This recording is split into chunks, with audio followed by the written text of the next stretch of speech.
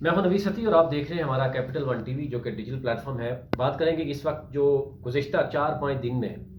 بدترین سیاسی بحران جو دیکھنے میں نظر آیا، پی ٹی آئی ایک طرف ہے اور اس کا سارا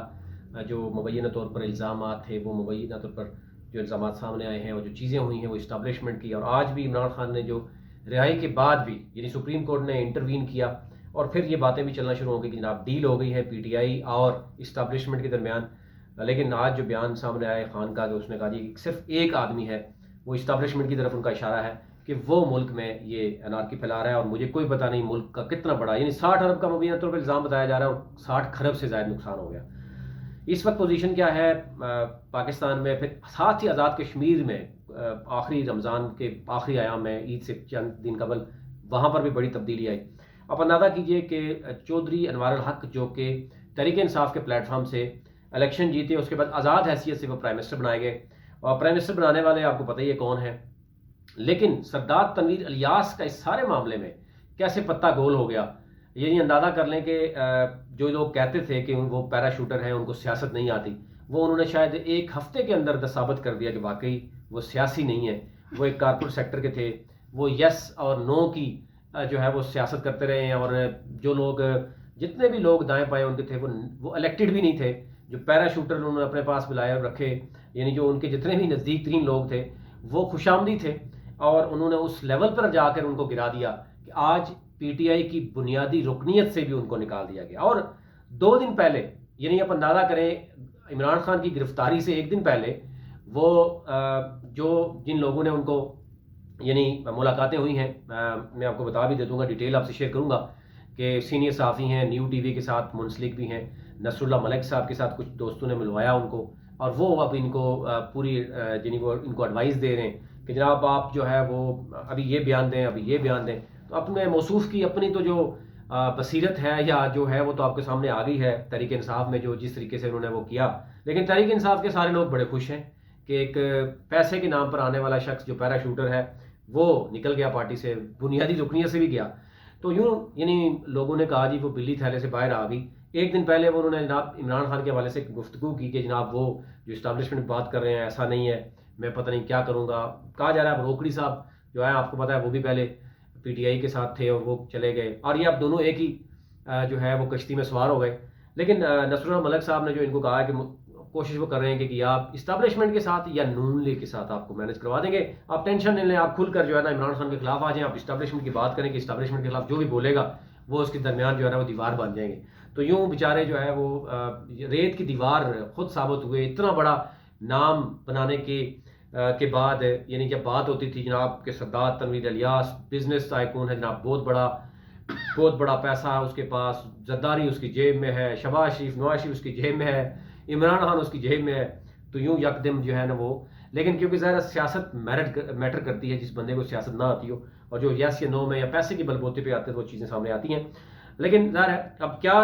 تفصیلات ان کو دی گئیں وہ میں آپ کو الگ سے ایک ویلاگ میں بتاؤں گا کہ سردار تنویر الیاس کی جو سیاست ہے، وہ جو ایک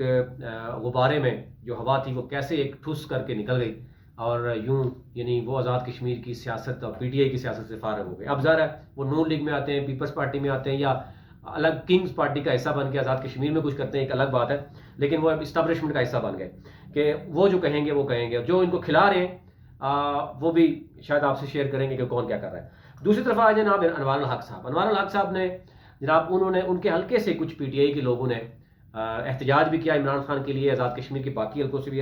جو ہوا اس پر بھی میں الگ سے ڈیٹیل میں آپ سے بات کروں گا۔ لیکن فی الحال وہی ڈیڈ لاک موجود ہے آزاد کشمیر میں، مسلم لیگ نون ابھی تک ان کے ساتھ شامل نہیں ہوئی، اجلاس ابھی تک بلایا نہیں جا رہا، جب تک پہلے وہ چاہ رہے ہیں کہ 15ویں ترمیم کے معاملے میں آئین سازی قانون سازی کی جائے گی، اس کے بعد جناب پتے پورے ہوں گے تو وہ جائیں گے۔ وہ کلیم کر رہے ہیں جناب کہ فارورڈ بلاک ہے، 20 لوگ میرے پاس ہیں، پیپلز پارٹی کے پاس 12 ہیں، 32 تو یہ ہو گئے، ہمیں 4-5 لوگوں کی ضرورت ہے، مسلم لیگ نون نہیں بھی آتی کوئی مسئلہ نہیں، ہم دوسرے لوگوں کو شامل کر لیں گے۔ تو اینی ہاؤ اب کہا جا رہا ہے کہ مسلم لیگ نون کو بھی کئی جگہوں سے منہ میں پانی بھی آ رہا ہے مسلم لیگ نون کے کچھ لوگوں کو، کیونکہ ظاہر جو الیکٹڈ ہے بیچارہ وہ چاہتے ہیں کہ 3 سال مزید جو رہ گئے ہیں اس میں وہ سرکاری جھنڈا اور عوام کے پیسے پہ عیاشی کر لیں، فیڈرل پیسہ جو دے رہا ہے اس کو کہیں خرچ تو کرنا ہے۔ تو لیکن بہت سے دوست جو ہیں اوورسیز وہ جاننا چاہ رہے تھے کہ یعنی انوار الحق کی جو سیاست ہے وہ سٹارٹ کیسے ہوئی، ان کی فیملی کے بارے میں کچھ ڈیٹیل شیئر کریں. وہ میں اگلے کسی ویلاگ میں شیئر کروں گا، ہماری ٹیم اس پہ کام کر رہی ہے، وہ آپ کو ذرا لازم بتائیں گے. لیکن ایک میں بتانا چاہتا تھا کہ سردار تنویر الیاس کی سیاست جو ہے وہ مکمل ختم ہو گئی ہے. پی ٹی آئی کے پلیٹ فارم یعنی بنیادی ممبرشپ سے وہ گئے، اور 2 دن پہلے جو انہوں نے بیان دیا، آپ ان کو اس بیان کو سنیں گے تو آپ کو اندازہ ہو جائے گا کہ جو لوگ ان کے بارے میں جو کچھ کہہ رہے تھے وہ سچ ثابت ہوا. اور نون لیگ ابھی تک نہیں مان سکی، اور انوار الحق صاحب کے لیے ابھی تک پریشانی نظر آ رہی ہیں. لیکن کہا جا رہا ہے کہ اسٹیبلشمنٹ ان کو، لیکن یہ جو معاملہ ہوا اس سارے کھیل میں ابھی تک جو صورتحال آ رہی ہے آنے والے دنوں میں کوئی پتہ نہیں. اسٹیبلشمنٹ کے اندر بھی بہت سی چیزیں سامنے آئیں، کچھ استعفے کہا جا رہا ہے سامنے آ رہے ہیں، کچھ اختلافات اندرونی سامنے آ گئے، پی ڈی ایم کے درمیان جو ہے وہ اختلافات آ گئے. مولانا فضل الرحمان کھل کر جو ہے وہ اسٹیبلشمنٹ کے خلاف بھی کہا جا رہا ہے کہ انہوں نے بھی کہا جی ہم آئیں گے سپریم کورٹ کے خلاف، ہم بیٹھ کے دھرنا دیں گے، ہم دیکھ لیتے ہیں کیا کریں گے. تو یہ وہ صورتحال چل رہی ہے. ابھی تک دفعہ 144 نافذ کی گئی پنجاب میں، تاکہ کسی قسم کی جو ہے وہ مزید اس طریقے سے جو ہے وہ احتجاج نہ ہو سکیں. دیکھنا یہ ہوگا کہ تمام سٹیک ہولڈرز اس معاملے کو بند کر پائیں گے یا آنے والے دنوں میں کوئی اور سرپرائز نظر آئے گا. آپ اندازہ کیجئے کہ گزشتہ 4 دنوں میں ڈالر جو ہے وہ آپ دیکھیں گے کہ 15-16 روپے بڑھ گیا، اور جو بتایا جا رہا ہے تقریباً 18,000 ارب جو ہے نا بڑھ جاتے ہیں، کبھی 12,000 ارب بڑھ جاتے ہیں، یعنی اربوں روپے کی کھیل ہوتی ہے. ڈالر 1 روپے آگے پیچھے چلا جاتا ہے. پاکستان اس وقت بدترین بحران کا شکار ہے. پوری دنیا